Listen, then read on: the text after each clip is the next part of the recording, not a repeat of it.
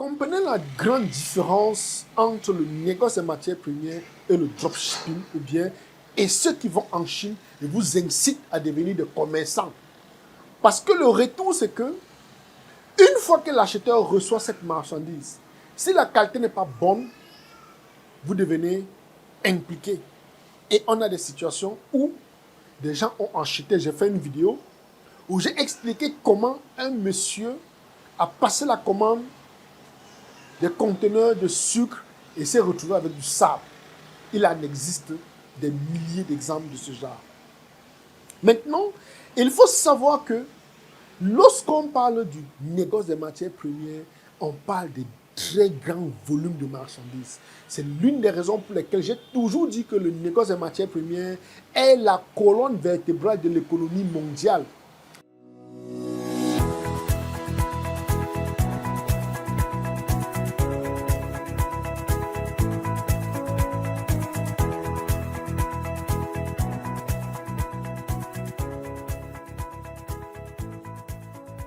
Les amis, bienvenue.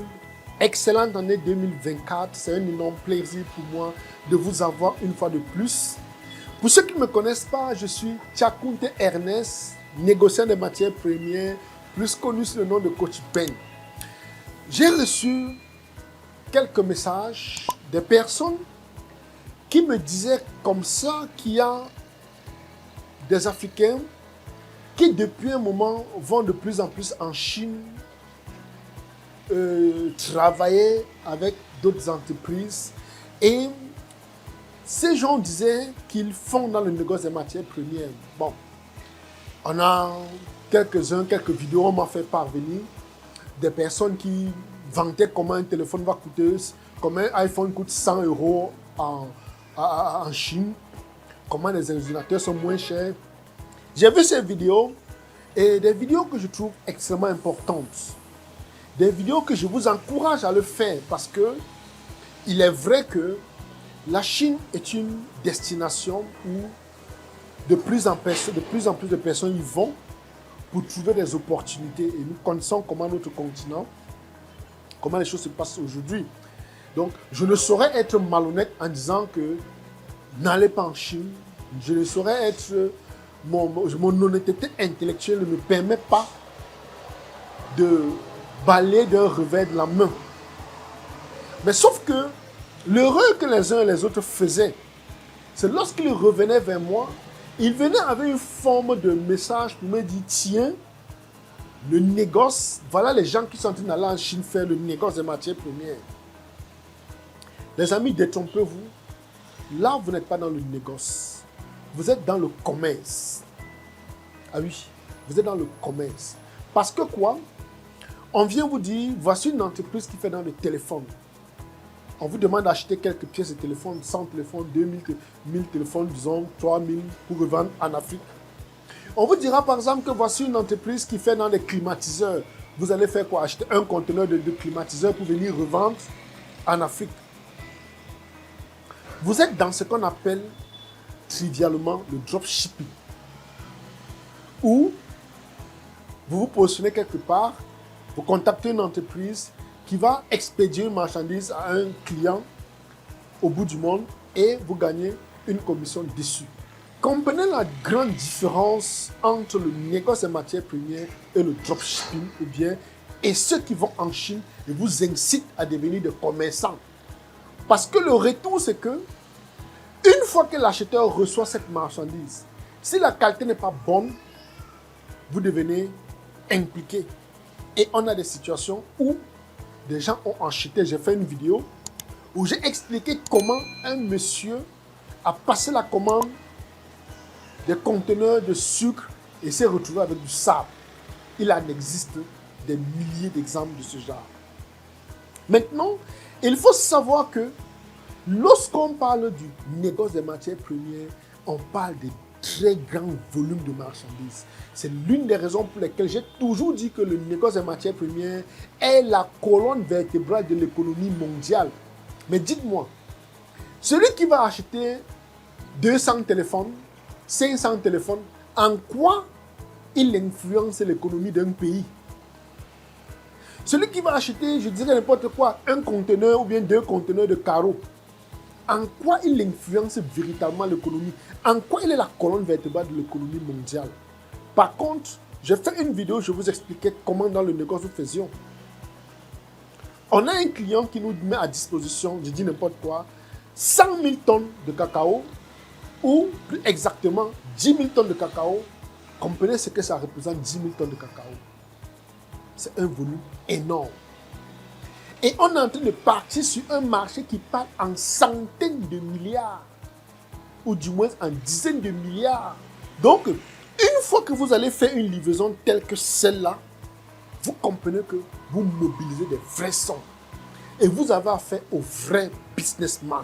Vous avez affaire aux entreprises qui parlent business à proprement parler. On n'est pas dans la débrouillardise parce que courir, prendre son sac à dos, aller en Chine, courir derrière les magasins, expliquer comment un laptop, comment une tablette coûte tel montant, comment les pneus d'un véhicule coûtent tel montant. Pourtant en Afrique ça coûte comme ça. C'est du pur commerce en fait. Ce n'est que du pur commerce. Il n'y a rien d'étrange. Il n'y a rien de nouveau. Ce n'est que bon, c'est que tout le monde fait. Sauf que d'autres le font, mais ils n'ont pas de caméra pour le montrer. Ce n'est que ce qu'on va faire en Chine. Mais, à l'inverse, le négoce des matières premières viendra par exemple vous dire que nous avons une entreprise ou bien un État qui a besoin d'1 million de tonnes de carburant. That is a business. C'est de ça qu'on parle quand on parle du négoce des matières premières. Vous avez une commande, quelqu'un viendra vous dire par exemple que j'ai besoin d'1 million de tonnes de sésame.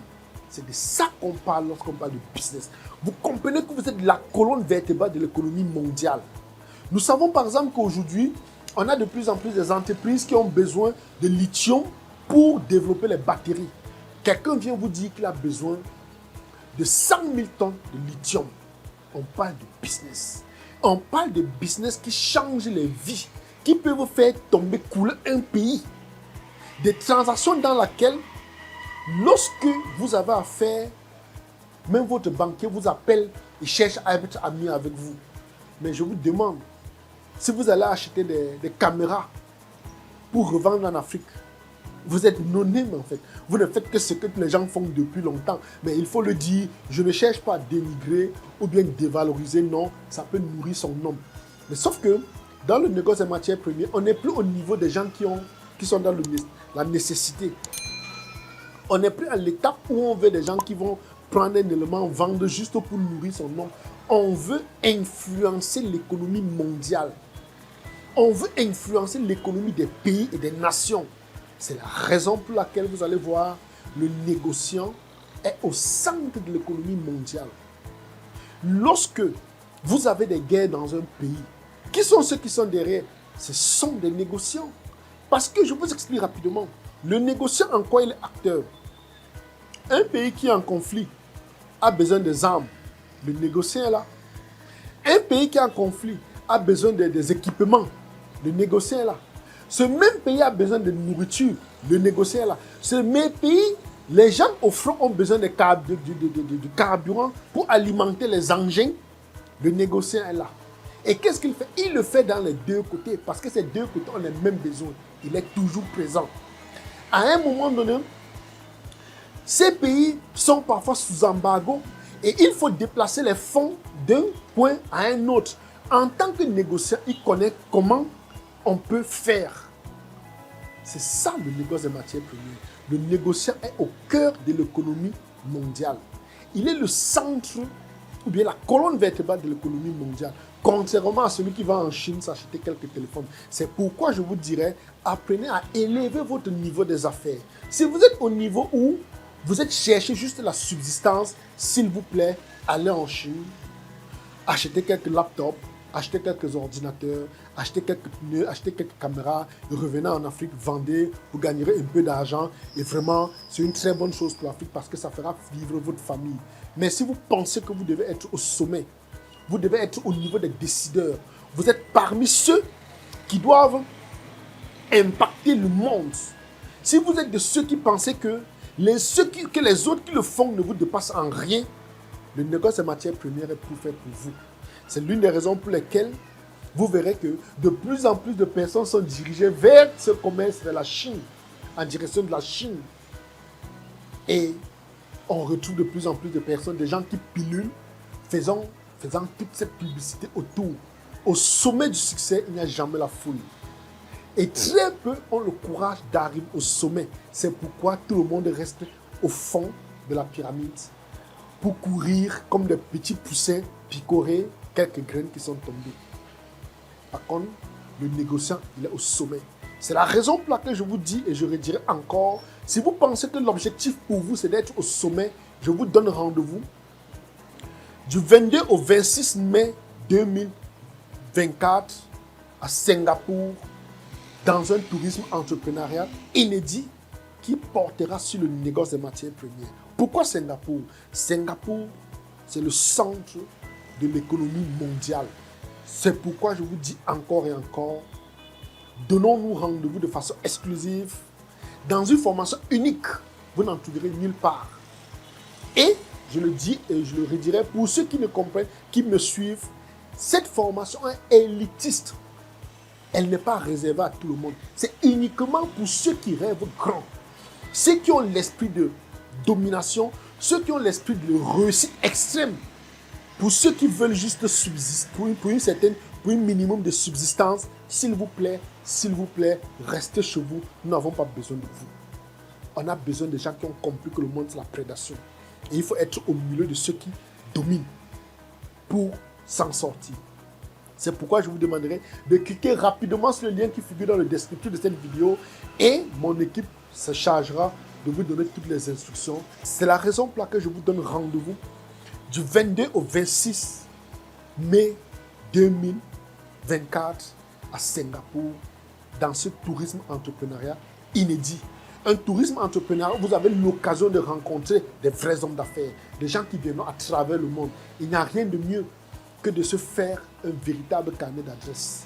Et entre autres, lorsque vous finirez le tourisme entrepreneurial, vous serez introduit dans notre groupe privé de négociants, un groupe dans lequel vous avez des anciens qui font des choses extraordinaires.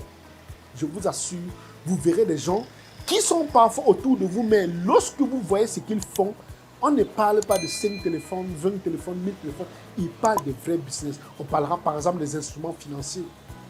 Derrière, vous ferez partie de l'association de négociants africains, la première association créée par un Africain au monde. Et puis, vous avez également Comotron, qui est Commodity Trading Online, le premier site de B2B2C créé par un Africain, ou bien le premier site de négoce créé essentiellement par un Africain.